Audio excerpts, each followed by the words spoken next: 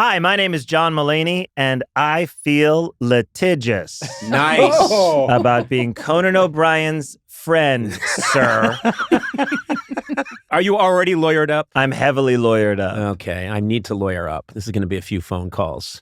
I'll take you on any day. I would like us to be in a long, protracted lawsuit that nobody understands. I'd love it. And we start having to refer to each other as Mr. Mulaney and Mr. O'Brien. There's a moment in the Eagles documentary where things get litigious, and suddenly it's like what Mr. Felder fails to understand is that we are a brotherhood. My favorite part of the Eagles documentary is, I think, there's a part where they realize that David Geffen is kind of taking advantage of them, and they, unbelievably, that crack squad. And so the way the documentary lays out, if you watch the Eagles documentary, and you do not have to be an Eagles fan to love the Eagles documentary. You just have to have some time. Yeah, you just have to have some time. But it's a great documentary in the way things lay out. They got everyone to talk.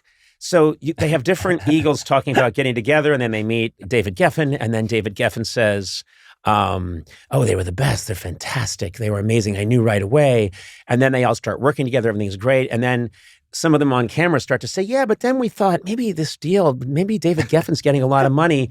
And they cut to David Geffen and he went, musicians are ingrates. You know, totally. I think in the same day that he's... They go from Don Henley talking to Geffen, and he goes, he's a malcontent. He's a malcontent. He's always been a malcontent. But then they all go their separate ways from David Geffen. The documentary goes on for another bunch of years, and then the Eagles break up. Then they're all on their own, and Henley says, I bump into David Geffen, and I'm thinking, what was that all about? Let's get back together again. And then they cut to Geffen, and he's like, I knew Henley. He was the voice. And he was so magical. He could do no wrong. And then they start working together for a little bit. And Don Henley goes, yeah. And then I started to notice that, my socks were missing and my watch was missing. And then they cut to him and he goes, a malcontent.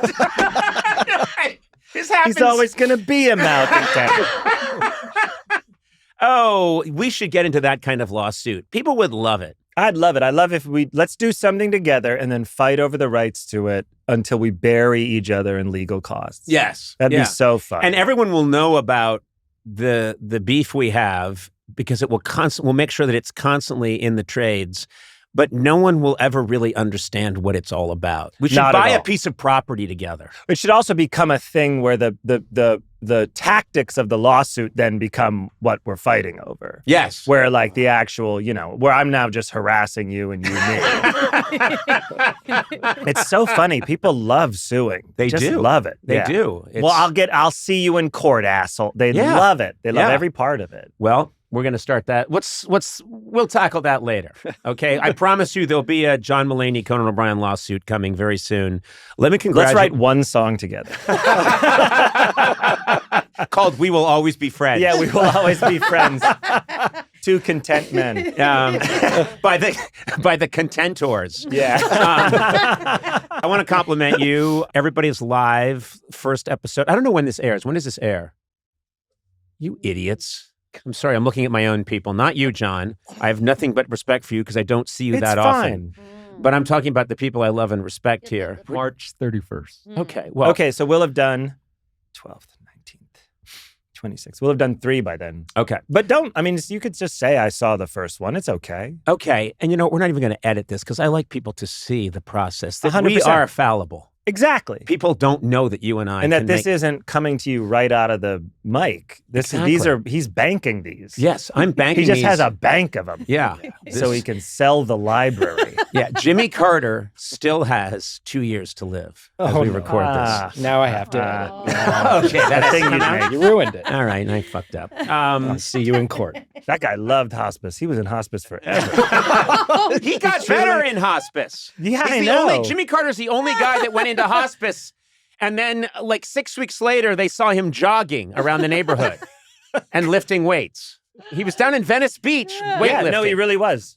He was drinking pre-workout powder and just doing leg days. Yeah, it was crazy. Everybody's live. Your show makes me very happy. Thanks, man. And I'm just delighted that you're doing it, and kind of don't understand why nobody said, "Hey, I want to play with this format for a specific amount of time and really fuck around and play with it and then move on to some other stuff and then maybe come back to it. There was in my day, kind of get down into the galley and pull that oar for, you know what I mean? An hour a day, and it really does change the tenor of everything. And here you guys are just having fun. And I'm not sure, I know you're going to do, you had the previous season, which had a different name. That was Everybody's in LA, yeah. Right. And we covered the city of LA. It was during the Netflix is a Joke festival. Yes. So like every comedian was in town. Yeah. And it was a funny situation that we're all in the town of Los Angeles. Yes. This we've broadened out, topic-wise and where we're filming some stuff. But And you have a very, your monologue I thought was very funny, but you talk about, you had a focus group, look at the name, everybody's in LA. And you said, a lot of people in the United States don't like Los Angeles. No, it really. I was like, no, come on, people. It's not coastal. They say live from New York, et cetera. And I was like, people like knowing the data. No, people don't like Los Angeles. And then after the fires, I thought, now they might like it. Feel bad for it at least. No. And you know what's interesting is that people pro-fire the focus group. Yeah. May have started it. Yeah, maybe it started. The fire is running for president next year as a Democrat. The thing that's shocking is if you drift around LA and get a little north, like people in San Francisco hate LA. Yeah. People in LA don't feel that way about San Francisco. I don't think they feel that way about any place. Yeah. People in LA are quite, I ask them about any place. Ask them about Boulder. They're like, oh yeah, Boulder sounds great. I've never been there, but it sounds great. They love every area right outside of LA. Yes. Any place, Cerritos. Oh, Cerritos, it's great. People love Palos Verdes. Anything near it. Yeah. We're pro. Yes. There's not even like suburban, There's a very open-mindedness towards other areas, but everyone's sort of decided that LA is a terrible place filled with terrible people. So I think you were right to change the title. Everybody's live. And it's also funny to cave. Just to be like to be at it struck me as a funny situation to kind of be like, I've been able to do a lot of things in the past few years, and I have some options. It wasn't like it's this show or the highway. So the fact that I caved so quickly on a thing like the title was, to me, funny in and of itself. Yes. They go, we want you to take out LA, and me to go, okay. Yeah. Whatever you want. So it would be funny for you you would enjoy being a narc, for example, or to if I didn't have to, because some people it's like, you get busted with, with a kilo and you're like, you got to flip on some other guys. Right. That's a jam. But to choose to narc, out of the sheer fucking love of it. So to sell secrets to the Russians and not even profit from it. I love those people the most. The actual pro-Russia people. Or they're not even pro-Russia.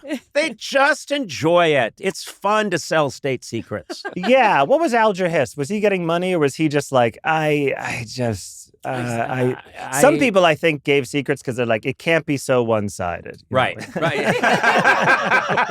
He wanted to even things out. Yeah. I forget what Alger Hiss did something too, like he hid microfilm in a carved out pumpkin, I think. Listen, he was you kids, you better bone up on this. But Alger Hiss, of course, really was how Richard Nixon made his career. He made his bones prosecuting Alger Hiss. There you go. Little fun fact for you kids that are listening right now. This is why they won't let me have a weekly TV show anymore. I would turn your show so quickly into Alger Hiss history. I'm seriously skating that right now.